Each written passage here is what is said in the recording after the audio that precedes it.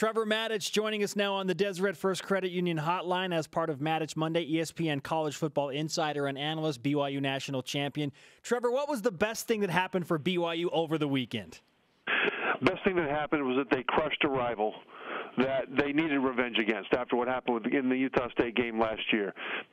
Getting wins is important, but the wins you remember are the ones that are the delicious wins. And there's nothing more delicious than to spank your rival, because guess what?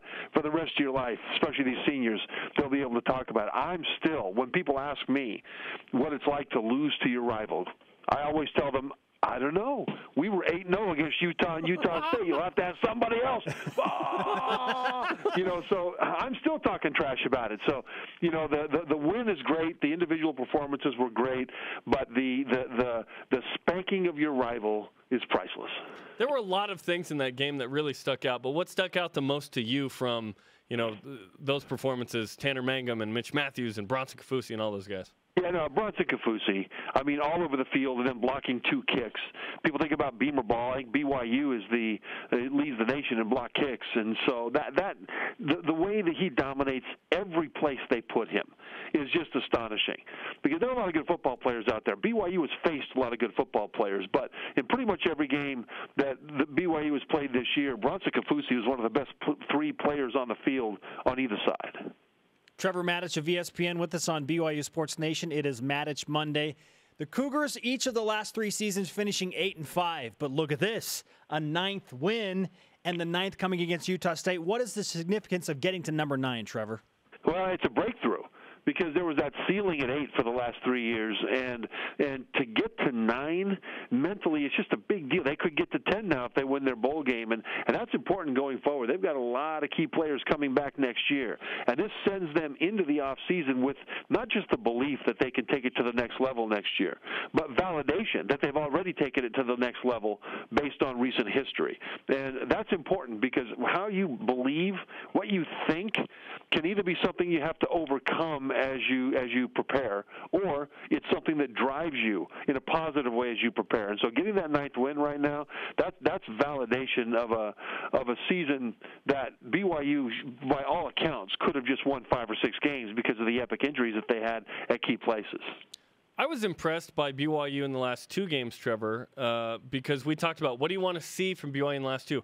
They scored 50-plus in back-to-back games for the first time in 10 years. What changed for the BYU offense? Well, I think you've got a freshman quarterback who's understanding the offense more. For all the fantastic highlights that Tanner Mangum had early in the season with the Hail Marys, et cetera, he still didn't really know the offense. And the fact that he's cranking it out now is partly because he has a better understanding of what he's being asked to do.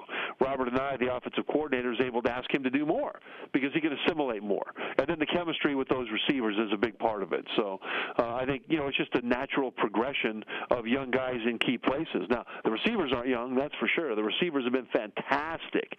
But the chemistry with them, with Tanner Mangum, was young. And as that's developed, the offense has improved.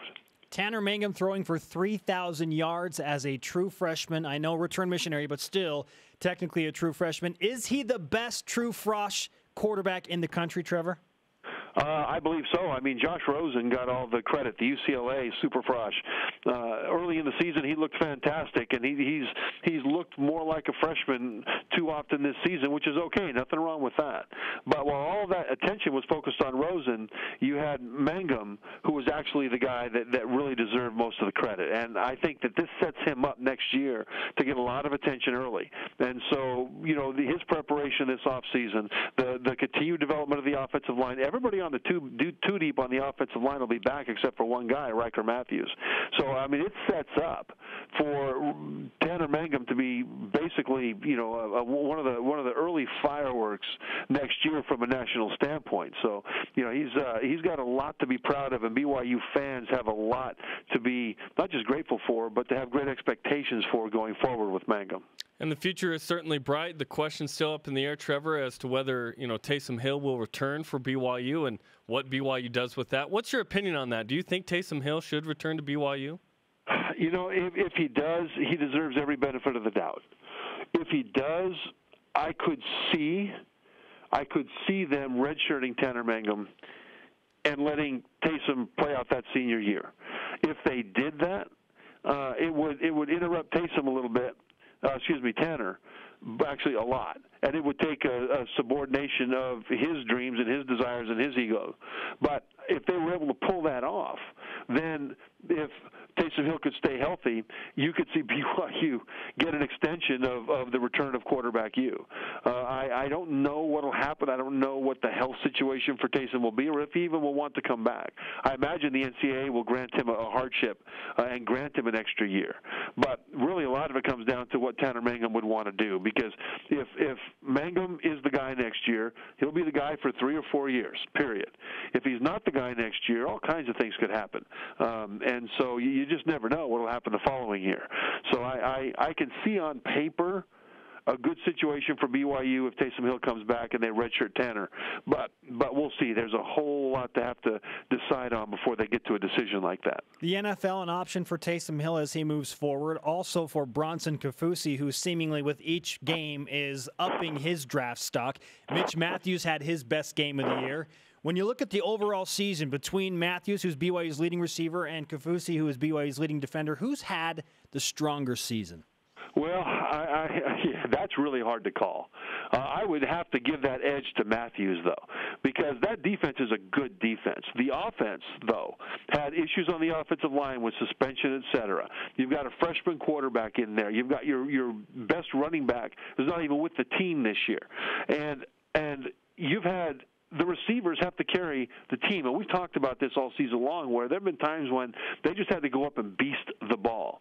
And they did, and it's led by Matthews. And the thing about Matthews is so much fun to talk about, to watch when he plays, is that he plays mean, man. He plays angry. It's like, gosh, he's mad all the time. And I think that's great. It's a great attitude. I think he's an angrier football player than Bronson Kafusi, but I think Kafusi would still beat him in a fight just because he's bigger and stronger. But just in terms of pure attitude, man, Matthews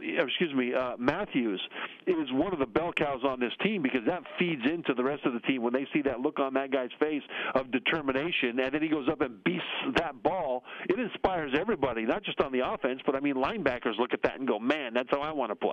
Yeah, he's been a leader, and before the season, he was adamant that they were not an 8-5 team, not going to be an 8-5 team. They were going to be better. And now they look at the bowl situation, Las Vegas or Hawaii. Vegas, you play a Power 5 opponent, double the payout. A lot of players have been outspoken that they want to go to Vegas, but what bowl do you want BYU to go to? Las Vegas would be a better situation. Plus, if they can somehow shoehorn Utah into that, that would be fantastic for BYU to get a crack at those guys in the bowl game. But Las Vegas is closer. More fans will be able to get there with less of a financial hardship. And I think it would just be a better situation for BYU. There's more money. But the Hawaii Bowl is also good. I mean, it's Christmas Eve, so it's 5 days later. So it would take away really Christmas with the family. And that's an issue. That's one of the reasons I think a lot of BYU personnel would like to go to Las Vegas. That's on the 19th of December. But on Christmas Eve, that Hawaii Bowl, man, people have a big, their big meal, their big stuff on Christmas, and then it's time to turn on football, and that's the game they're watching. So from a national standpoint, I think there'd be a higher profile in the Hawaii Bowl. But I think they'd end up with a better scenario for the fans in Las Vegas. Now, if you ask me which one, I say take the money, man. Go to Las Vegas. Matich Monday on Double meaning. BYU Sports Nation with ESPN college football analyst Trevor Matich. Let's go national now. Who are your top 4 teams for the college football playoff right now? Right now, top 4 teams: Clemson, Alabama, Oklahoma, Iowa. Iowa. Why Iowa? You know, the team that's playing the best right now, by the way, is probably Ohio State. But they took too long to get it cranked up, man. They're one game late. And Ezekiel Elliott, their running back, after that loss 2 weeks ago to Michigan State, he complained publicly about the play calling. And he was right that the play calling was suspect. He was wrong to complain about it. But all of a sudden, in this game, against Michigan, they fed him the rock. He pounded it. They played with an attitude. And I'll tell you, nobody that does make the playoff would want to face Ohio State. They will all breathe a sigh of relief that those Buckeyes, the way they played against Michigan, will probably not be in the playoff. How does Ohio State get in the playoff, Trevor? Chaos. I mean, utter chaos.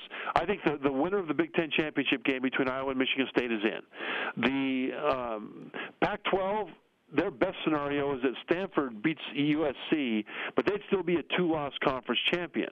And so the problem is that the committee gives a lot of weight to winning your own conference. And I can see where a two-loss conference champion would trump a one-loss conference runner-up. Now, in order for a conference runner-up to get in over a conference champion, the committee would have to decide that they are unequivocally the better team. Unequivocally the better team. But now when you look at it, Oklahoma's in no matter what. Florida, I can't imagine them beating Alabama, so that's 2. The Big Ten champion's in, that's 3. So then what you've got, basically, since Notre Dame just got knocked out, is the ACC. If Clemson wins, they're in. And so Ohio State's out no matter what. If North Carolina beats Clemson, I think North Carolina should be in ahead of Ohio State. Not because they're necessarily a superior team, but because they just beat the team, Clemson, that the committee has said all season is the #1 team in the nation. And they'd be a one-loss conference champion with the best win of the year over Clemson in the final game of the season before the playoffs. So that again would bounce Ohio State. What they would need is for North Carolina to win an ugly game where Clemson self-destructed. They would need Florida to beat Alabama, and they would likely need USC to beat Stanford in order for Ohio State to even be considered. But it's not because of their play. Right now, today, going forward, Ohio State's the best team in the country. But last week, Ohio State was not. And that's why they're on the outside looking in. I love parity, and I love college football, as I imagine you do, Trevor. A little bit. Trevor, thanks for the time, as always. All right, thanks, guys.